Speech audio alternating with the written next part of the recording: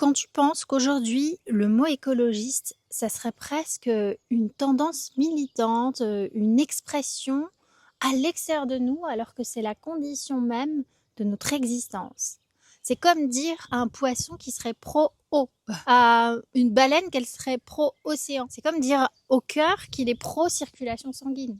Par contre, un gouvernement français qui depuis 2017 a doublé par la loi de la programmation militaire le budget pour l'armée, pour investir dans l'armement, et qui vient encore d'ajouter cette année 36 milliards d'euros supplémentaires d'ici 2030 pour nourrir ces industries, là on peut dire qu'il est pro-guerre. Alors que tous les autres budgets, l'agriculture, la sécurité alimentaire, sanitaire, nos biens communs sont rabotés par deux, alors que notre souveraineté alimentaire est en danger.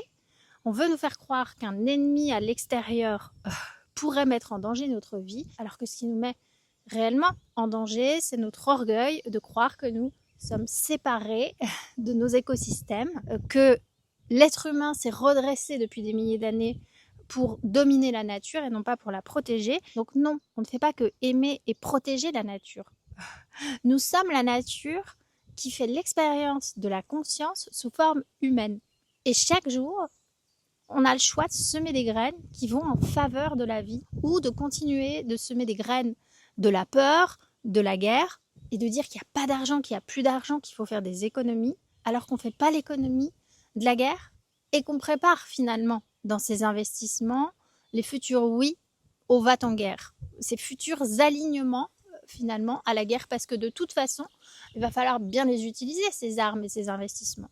Donc oui, ces guerres identitaires, ces fiertés nationalistes, c'est juste du vide par rapport à la priorité actuelle qui est juste de protéger le vivant, nos biens communs, l'eau qu'on boit, l'air qu'on respire, les sols qui nous nourrissent.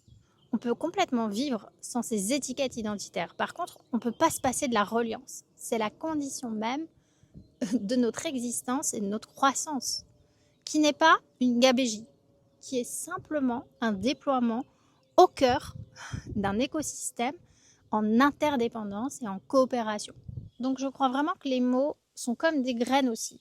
Finalement, à chaque fois qu'on dit à quelqu'un « Ah tiens, lui c'est un écolo », en fait on se coupe directement de notre vérité et de l'essence même de notre être qui est intimement relié. Alors peut-être dans l'illusion d'être séparés,